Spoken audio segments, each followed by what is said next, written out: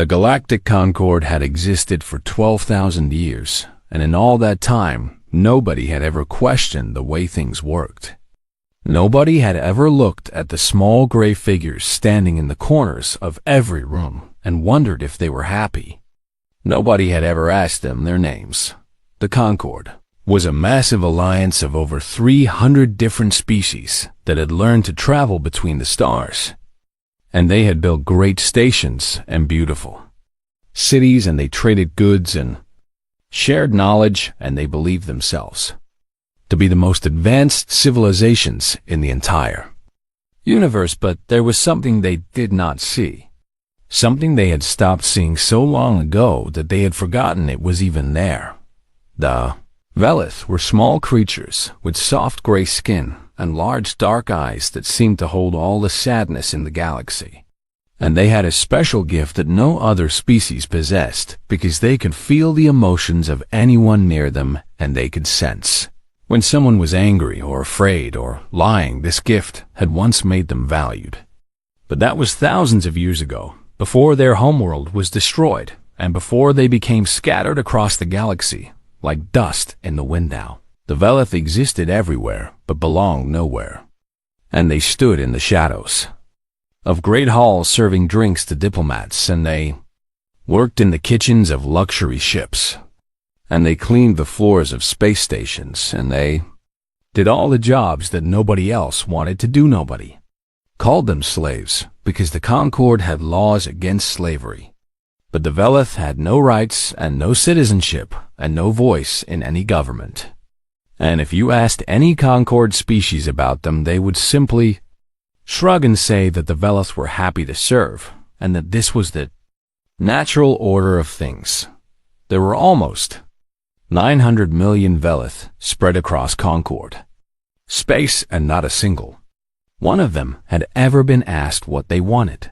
This was the galaxy that humanity entered when they finally built their first faster-than-light engine and ventured out into the stars. The Terran Confederacy was young and small, and they had only been a united species for about 200 years. And when they made contact with the Concord, they were treated like children who had wandered into a party for adults. The Concord welcomed them with polite smiles and gave them a single seat in the great assembly hall where all the important decisions were made. And they expected the humans to sit quietly and learn and be grateful for the opportunity to join Galactic Civilization. Ambassador Elena Vasquez was the first human to take that seat. And she was a woman who had spent her entire life fighting for people who could not fight for themselves. And she had worked in refugee camps and war zones, and she had seen the worst that humanity could do to itself, but she had also seen the best. And she believed with all her heart that every living being deserved dignity and respect. On her first day in the assembly hall, she wore a simple gray suit, and she sat in her small seat at the very back of the enormous room, and she watched as hundreds of alien delegates discussed trade agreements and border disputes and mining rights. The room was magnificent, with towering crystal walls and floating platforms and holographic displays that showed star maps and economic data. And Elena tried to pay attention to everything because she knew how important this moment was for her species, but her eyes kept drifting to the corners of the room where small gray figures stood silently holding trays of drinks and waiting to be called upon. She watched as a tall insectoid delegate snapped his fingers, and one of the gray figures hurried over with a glass of something purple. And the delegate took the drink without looking at the servant and continued his conversation as if nobody had been there at all. Elena watched another gray figure stumble slightly under the weight of a heavy tray, and she saw the fear in its eyes when a delegate glared at it. And she saw how the little creature trembled as it hurried away when the session ended. Elena did not rush to network with the other delegates like she had been advised to do, and instead she walked toward one of the gray figures who was collecting empty glasses near the exit. Creature looked up at her with those large, dark eyes. And Elena could see surprise and confusion and a deep exhaustion that seemed to go all the way down to its soul. "Hello," Elena said with a gentle smile. "My name is Elena. What is your name?" The gray figure stared at her for a long moment, and Elena could see that it did not understand the question. Not because it did not speak her language, but because nobody had ever asked it such a thing before. "I am Velith," the creature said in a soft voice. "I am server designation 742. Elena felt something twist in her chest, and she knelt down so that she was at eye level with the small being. "No," she said gently. "I mean your name. The name your parents gave you. The name that belongs only to you." The Velith's eyes grew even wider, and Elena saw something flicker in them. Something that might have been hope, or might have been terror. "I am called Mira," the creature whispered. "But nobody has used that name in many years." Elena reached out and gently took Myra's small gray hand in her own. "It is nice to meet you, Myra," she said. "I would like to learn more about your people, if you would be willing to teach me." Behind them, a Concord official was watching with a confused expression, and he walked over and put a hand on Elena's shoulder. "Ambassador Vasquez," he said, in a tone that suggested she had done something embarrassing. "You do not need to speak to the Velith. They are simply here to serve. They do not require your attention." Elena stood up and turned to face the official, and there was something in her eyes that made him take a step backward. "We'll speak to whoever I choose," she said calmly. "And I have many questions about these Velith that I expect to have answered." The official smiled the way one might smile at a child who had said something foolish. "Of course, Ambassador," he said. "I am sure this curiosity will pass once you understand how things work here." But Elena Vasquez was not a woman whose curiosity passed easily. And she was not a woman who accepted how things work.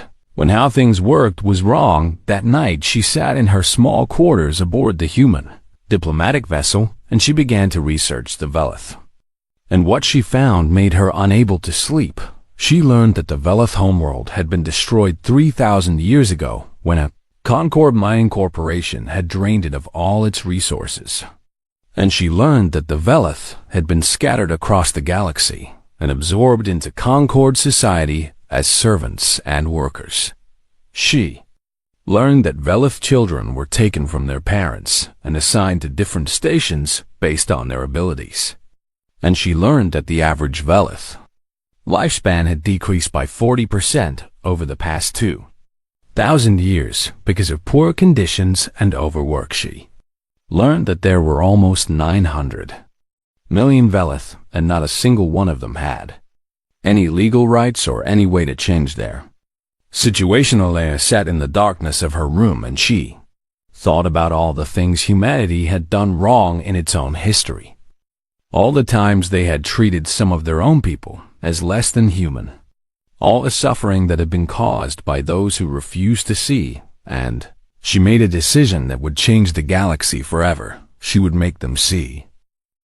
In the weeks that followed, Elena Vasquez became known among the Concord delegates as the strange human who talked to servants. And they whispered about her in the corridors, and they laughed at her behind her back, and they assumed that she would eventually learn her place. But Elena did not care what they thought of her, because she was too busy learning the truth about the Velith. And every day she would find new Velith to speak with, and every day she would record their stories, and every day her heart would break a little more. She met a Velith named Torin, who had not seen his daughter in 15 years, because she had been taken to a station on the other side of the galaxy. And she met a Velith named Sarah, who worked 20 hours a day cleaning the floors of a luxury hotel, and who had never been given a single day of rest in her entire life. She met Velith, who had been beaten for dropping trays in Velith, who had been sold from one owner to another like furniture. And she met Velith, who could not remember what it felt like to be happy, because they had spent so long absorbing the emotions of others that they had forgotten how to feel their own. The Concord officials watched her with growing irritation, and they sent representatives to speak with her about proper diplomatic behavior.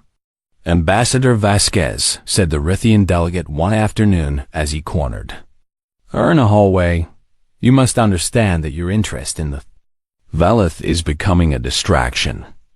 They are not a topic of political importance, and your attention to them is making other delegates uncomfortable. The Rithian was a tall being made of living crystal that pulsed with soft blue light, and his voice was like music. Even when he was annoyed, Elena looked up at him and smiled politely.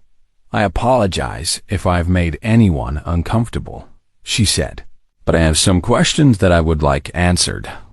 For example, I would like to know why the Velith have no legal rights in Concord space.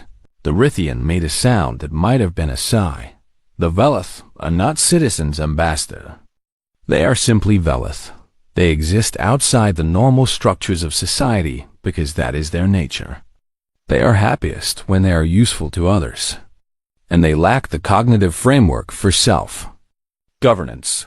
Elena felt anger rise in her chest, but she kept her voice calm. And who decided that they lack this cognitive framework? She asked. It has always been known, the Rithian said with a wave of his crystalline hand. This is simply how things are. Elena thanked him for his time and walked away. And that night she compiled all of her research into a detailed report that included testimonies and statistics and historical records. The next morning, she requested permission to address the full Concord Assembly. The delegates were curious enough to grant her request because they thought it might be amusing to hear what the naive young human had to say. And they settled into their seats with drinks in hand and Velith servants standing silently in the corners. Elena stood at the central podium and looked out at the hundreds of alien faces watching her with expressions that ranged from boredom to condescension. Thank you for allowing me to speak, she began. I stand before you today to discuss a matter of great importance, a matter that affects nearly 900 million living beings who exist within your borders. She activated the holographic display, and images appeared in the air around her. Images of Velith working in terrible conditions, and Velith huddled in crowded dormitories, and Velith children being taken from their crying parents. The Velith, Elena continued, are sentient beings with hopes and dreams and fears, just like any of us. They feel pain and joy and love and loss, and yet they have no rights in your society. They cannot own property or travel freely or choose their own work. They cannot keep their own children or decide where they want to live. Some of the delegates shifted uncomfortably in their seats, but most of them simply looked confused, as if they could not understand why any of this mattered. You call this civilization, Elena said, and her voice grew stronger. You call yourselves the most advanced species in the galaxy, but you have built your prosperity on the backs of 900 million invisible slaves. The word slaves caused a ripple of reaction through the assembly, and several delegates began to protest. Ambassador Vasquez, the Rithian delegate, interrupted. Your emotional display is inappropriate. The Velith are not slaves. Slavery has been illegal in the Concord for over 8,000 years. Then, what would you call beings who cannot refuse work and cannot leave their assignments and cannot keep their own children? Elena demanded. What would you call beings who have no voice and no vote and no way to change their circumstances? The assembly fell silent, and Elena could see that some of the delegates were thinking about her words for the first time. But she could also see that most of them simply did not care. The assembly speaker, a massive being covered in thick brown fur, waved a paw dismissively. Ambassador Vasquez, he rumbled. We appreciate your passion, but you do not understand the complexities of galactic society. The situation with the Velith has existed for thousands of years, and it is not something that can be changed simply because a new species finds it distasteful. Elena looked at him for a long moment, and then she nodded slowly. "I understand," she said. "Thank you for your time." She left the assembly hall and returned to the human diplomatic vessel, and she requested an immediate communication link with Earth. When the connection was established, she found herself looking at the faces of the Terran Confederate Council, the 12 men and women who led humanity among the stars. "Ambassador Vasquez," said the council president, "we received your preliminary reports. Is the situation really as bad as you described?" Elena took a deep breath. "It is worse," she said. "Much worse. And the Concorde has no intention of changing anything." She played the recordings of her conversations with the Velith, and she showed them the images she had collected, and she presented all the data she had gathered about the conditions the Velith lived in. The council watched in silence, and Elena could see the horror growing on their faces. When she finished, there was a long pause, and then Admiral Josiah Stone spoke up, a gray-haired veteran with hard eyes and a reputation for never backing down from a fight. "How soon can we get our fleet to Concorde space?" he asked the council. Debated for hours, but in the end, the vote was unanimous. Humanity would not stand by while 900 million beings lived in bondage. Humanity would not pretend that everything was fine just to keep the peace with their new galactic neighbors. The Terran Confederacy began to prepare for something that nobody in the galaxy had expected. They began to prepare for war. When Elena received the news, she felt relief and fear in equal measure, because she knew that what was coming would change everything. And she knew that many humans might die for a species they had only just met, but she also knew that this was the right thing to do. And she knew that humanity could not call itself good if it turned away from suffering just because that suffering was convenient to ignore. She returned to the assembly hall one final time, and she found Myra, the Velith servant she had spoken to on her first day. "Things are going to change," Elena told her quietly. "I promise you that things are going to change." Myra looked at her with those large dark eyes, and for the first time, Elena saw something that might have been hope. "Nobody has ever tried to help us before," Myra whispered. Elena squeezed her hand gently. "Then it is about time someone did," she replied. The Concorde had laughed when the first human warships arrived at their stations. They had laughed even harder when the Terran Confederacy issued what they called Declaration 7712, a document that declared the treatment of the Velith to be a crime against all sentient life. The Declaration demanded immediate freedom for all Velith and full citizenship rights, and the establishment of a new homeworld where the Velith could live as they chose. And it stated that humanity would not rest until these demands were met. The Concorde Assembly responded with amusement, and then with threats, and then with outrage. "Who do these primitives think they are?" bellowed the assembly speaker. "They have been a spacefaring species for barely 2 centuries, and they dare to lecture us about morality." The Rithian delegate nodded his crystalline head in agreement. "They must be taught their place," he said. "A show of force will remind them that they are guests in our galaxy, and that guests should not tell their hosts how to behave."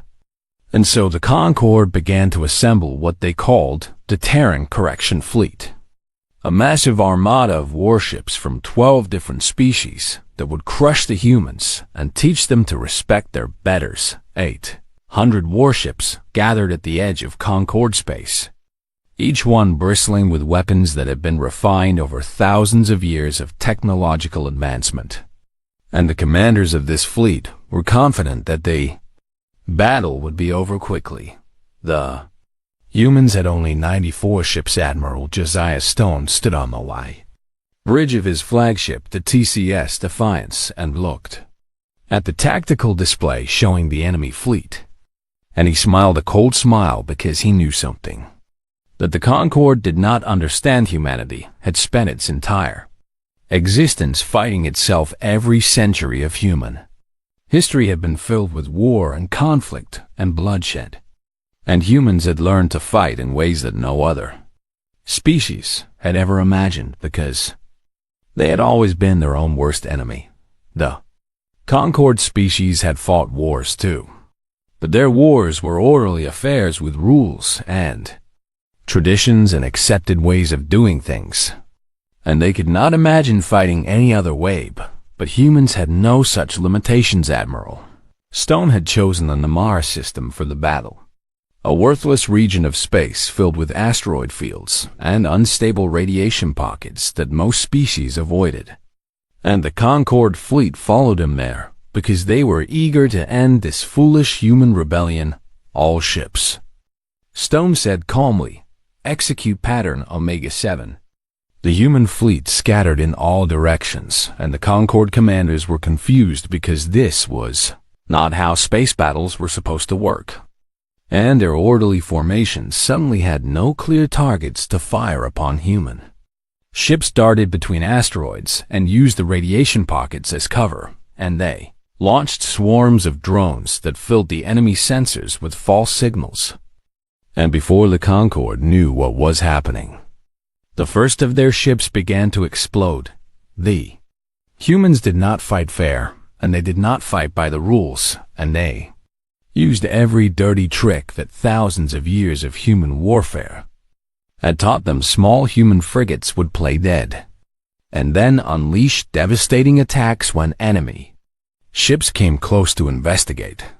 And human bombers would hide in asteroid shadows and strike at supply vessels. And human fighters would crash themselves into enemy engines in desperate suicide runs. The Concorde fleet was designed to fight enemies who behaved in predictable ways, and they had no idea how to respond to an enemy who seemed to embrace chaos itself. Admiral Stone watched the battle unfold, and he gave orders calmly, even as explosions lit up the darkness of space all around him. And his crew followed those orders without hesitation because they believed in what they were fighting for. Concentrate fire on their flagship, Stone ordered. Take out their command and watch them fall apart. Human ships converged on the massive Concorde command vessel from multiple angles, and they hit it with everything they had. And within minutes, the great ship was burning and breaking apart. The Concorde fleet began to panic because they had expected an easy victory, and instead they were being slaughtered by an enemy they had dismissed as primitive barbarians. When the battle finally ended, the Concorde had lost 340 ships and thousands of crew members, and the humans had lost only 31 ships. The survivors of the Concorde fleet retreated in disarray, and the news of their defeat spread across the galaxy like wildfire. And for the first time in their long history, the species of the Concorde began to feel something they had never felt before. They began to feel fear. Admiral Stone sent a single message to the Concorde assembly, and his words were broadcast on every station and every world in their territory. We can do this again, his recorded voice said, or you can do the right thing. The choice is yours. The assembly was in chaos as delegates shouted at each other and blamed each other for the disaster. And some of them demanded that more ships be sent to destroy the humans once and for all, while others argued that the cost was too high. But there was another voice in the chaos, a small quiet voice that most of the delegates had never heard.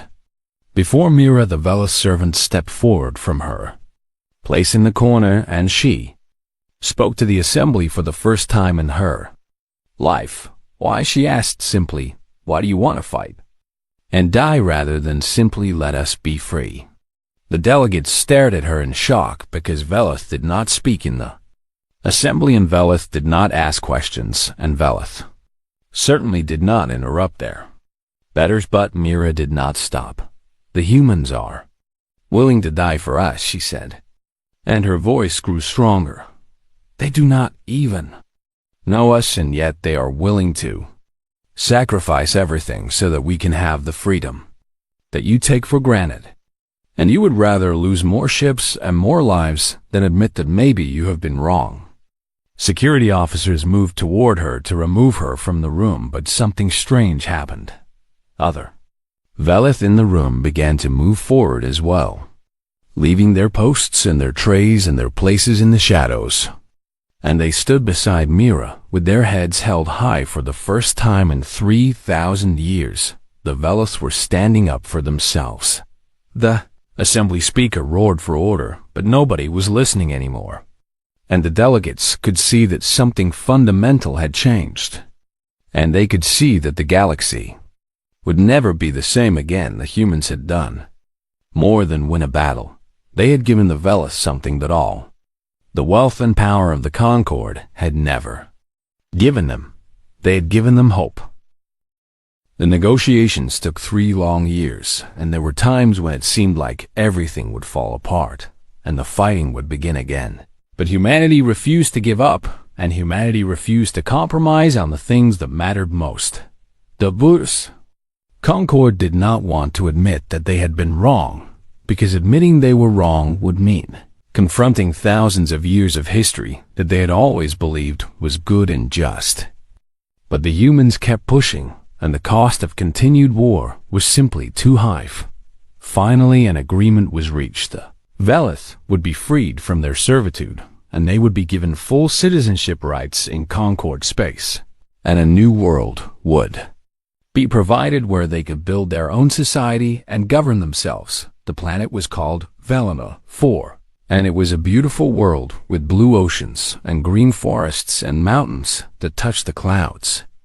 And it sat in a region of space that had never been claimed by any Concord species. Humanity paid for the terraforming and the construction of the first cities and the ships that would carry the Velith to their new home, and they asked for nothing in return except the knowledge that they had done the right thing. Ambassador Elena Vasquez stood on the bridge of the first transport ship as it entered orbit around Veliner 4, as she looked down at the planet that would become the Velith homeworld. Beside her stood Myra, who had become something of a leader among her people, even though she had never wanted to be anything more than a survivor.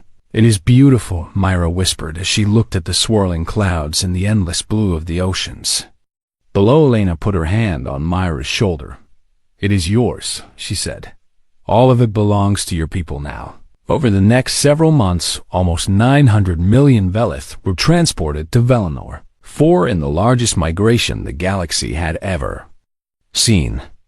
And human ships protected every convoy, and human workers helped build homes and hospitals and schools.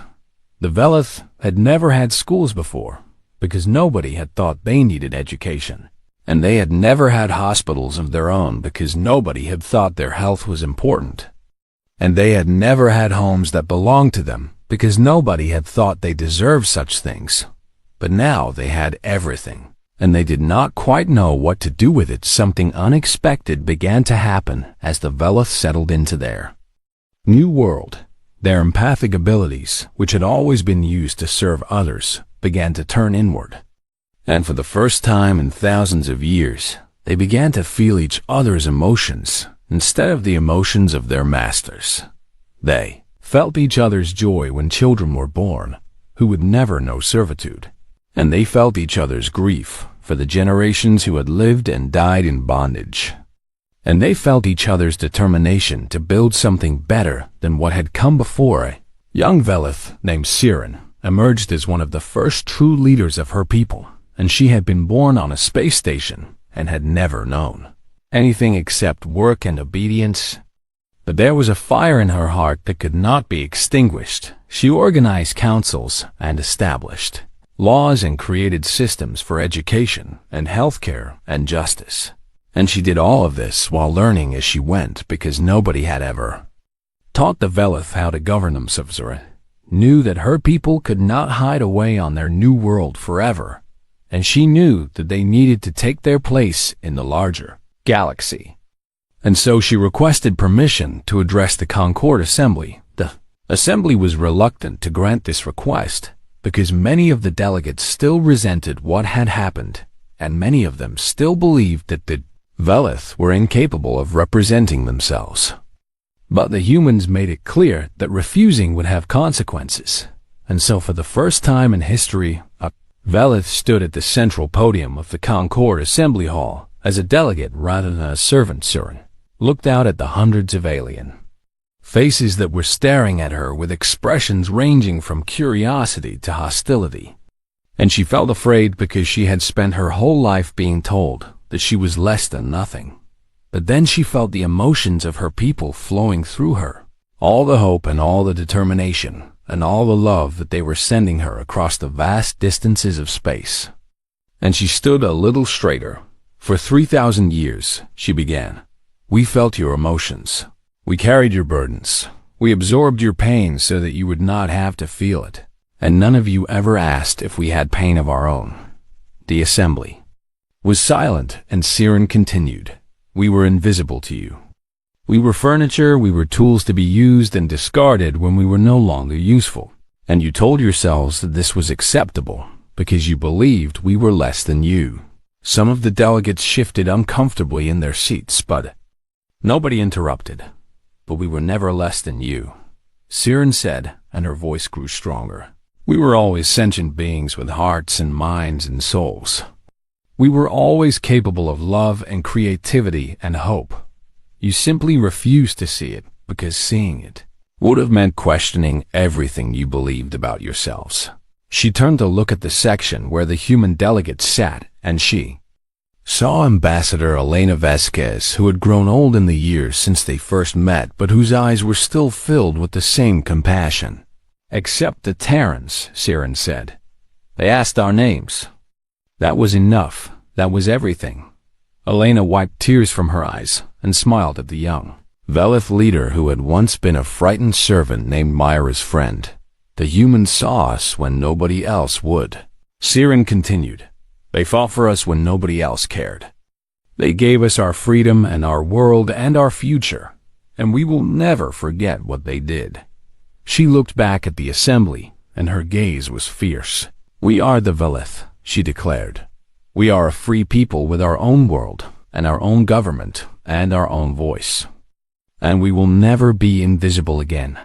The assembly was silent for a long moment, and then slowly the human delegates began to clap. And then other delegates joined in, and soon the entire hall was filled with applause. Not everyone was happy, but everyone understood that the galaxy had changed forever. And standing at the podium with tears streaming down her gray face, Siren felt the emotions of her people washing over her like a wave. They were proud, and they were grateful, and they were determined to prove that they had always deserved to be free. The age of Velith servitude was over, and the age of Velith greatness was just beginning. 50 years had passed since the liberation, and the galaxy had changed in ways that nobody could have predicted.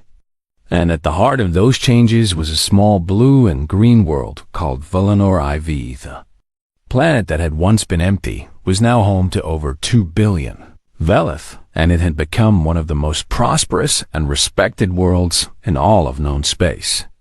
And ships from every corner of the galaxy came to trade and to learn and to seek the wisdom of the people who had once been considered worthless. The Velith had taken their empathic gifts and channeled them into work that truly mattered. And they had become the greatest diplomats and mediators and counselors the galaxy had ever known. When two species were on the edge of war, it was the Velith who traveled between them and helped them find peace. And when leaders struggled with impossible decisions, it was Velith advisors who helped them see all sides of the problem. And when people were broken by grief or trauma, it was Velith healers who helped them find their way back to wholeness. Their culture had blossomed in ways that amazed even themselves. And they created art that could make anyone who saw it weep with joy or sorrow. And they wrote music that seemed to touch the deepest parts of the soul. And they built cities that were beautiful in ways that words could not describe. Every Velith child learned the story of the liberation from the time they could walk. And they learned about the humans who had seen them when nobody else would. And they learned about Ambassador Elena Vasquez and Admiral Josiah Stone and all the others who had risked everything for their freedom. The Velith word for humanity was Telvern, which meant those who see, and it was spoken with reverence and gratitude. Every Velith home displayed a small Terran flag beside their own banner, and every Velith school taught human history alongside their own. And every Velith heart held a special place for the strange, short-lived species that had changed everything. Elena Vasquez had passed away 20 years after the liberation, but she had lived long enough to see Valinor IV become a thriving world. And she had died peacefully in her sleep, knowing that her life had meant something. Admiral Stone had died 10 years after her, but his words were inscribed on monuments across Velith space. And every Velith warship carried his most famous quote on its bridge. The measure of a civilization is not how it treats its powerful, but how it treats those who have no power at all. Siren had grown old as well, but she remained a beloved figure among her people. And she had lived to see her grandchildren running free through fields and forests that belonged to them. And she had lived to see her people take their place among the great civilizations of the galaxy. But the galaxy was not at peace. From somewhere beyond the edges of known space, a threat had emerged that nobody had expected. And it called itself the Harrow. The Harrow were machines, or perhaps something worse, and they consumed everything in their path. And they cared nothing for diplomacy or negotiation or pleas for mercy. Entire systems had been destroyed and billions of lives had been lost. And the Concord species were paralyzed by fear and distrust because they had spent so long competing with each other that they had forgotten how to work together. The assembly was in chaos as delegates accused each other of weakness and cowardice and selfishness. And nobody could agree on a unified response because nobody trusted anyone else. It was then that the Velith delegate rose to speak. Her name was Kira, and she was Siren's granddaughter. And she had inherited her grandmother's fire and determination. "Listen to me," Kira said, and her empathic abilities reached out to touch every delegate in the room. "I can feel your fear and your anger and your distrust. And I understand because these feelings are natural in the face of such a terrible threat." The shouting slowly stopped as the delegates turned to face her. "But I can also feel something else," Kira continued. "I can feel the potential for greatness that exists in each of your species. I can feel the courage that your warriors have shown in battle and the wisdom that your leaders have gained over thousands of years. I can feel the love that your people have for their families and their worlds." She looked around the room at all the different faces and all the different species that had once looked down on her people. 50 years ago, you thought the Velith were worthless, she said. "You thought we had nothing to offer and that we deserved nothing more than servitude. And you were wrong." Some of the delegates looked away in shame, but Kira was not finished. "The humans showed you that you were wrong about us, and they showed us that we were capable of more than we ever imagined. And now I am asking you to learn the lesson that they taught. The lesson that says we are stronger together than we are apart." She raised her hand and pointed toward the human delegation. "These are the people who fought for strangers because it was the right thing to do," she said. "These are the people who saw the overlooked and refused to look away. And if we stand with them now, then I believe we can defeat the Harrow and save everything we hold dear." The assembly fell silent, and Kira could feel the emotions shifting in the room. And she could feel the fear slowly giving way to determination. One by one, the delegates began to signal their agreement. And for the first time in Concord history, a truly unified force was assembled to face a common threat. When the final battle against the Harrow came, the Velith ships flew beside the Terran vessels. And the descendants of the overlooked fought beside the descendants of those who had seen them. And together they held the line against the darkness. The battle was terrible and many lives were lost. But in the end, the galaxy survived because the species that had once refused to see each other had finally learned to stand together. And in the aftermath, as the survivors rebuilt and mourned and celebrated, something fundamental had changed in the way the Concord operated. There would be no more overlooked species. There would be no more invisible servants.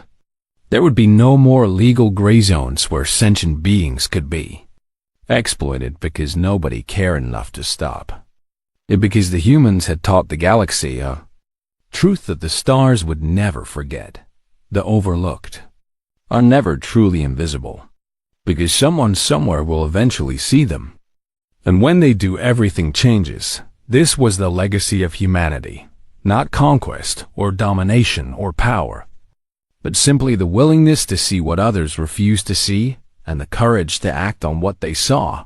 And among the Velith, the story of the Telveran would be told for as long as their people existed. A reminder that sometimes the greatest power in the universe is simply